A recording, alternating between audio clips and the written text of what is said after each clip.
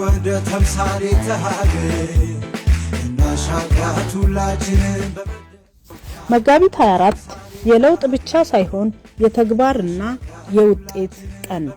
ባለፉት ዓመታት በብልጽግና ፓርቲ መሪነት የሀገራችን የቱሪዝም ዘርፍ አዲስ መልክ ይዟል። ከገበታ ለሀገር እስከ ገበታ ለትውልድ ተፈጥሮና ታሪክን ያጣመሩ ድንቅ መዳረሻዎች የኢትዮጵያን ገጽታ ቀይረዋል። ወደ ተምሳሌት ሀገር እናሻግራት ሁላችንን በመደብ እነዚህ ታላላቅ ፕሮጀክቶች የሥራ ዕድል ፈጥረዋል፣ የአካባቢን ገጽታ ለውጠዋል፣ ኢኮኖሚያችንን አሳድገዋል። ወደ ተምሳሌት ሀገር እናሻግራት ሁላችንን በመደብ ይህ የጀመርነው የብልጽግና ጉዞ እንዲቀጥልና ኢትዮጵያ የቱሪስት መዳረሻነቷ እንዲረጋገጥ ምርጫችን ብልጽግና ይሁን።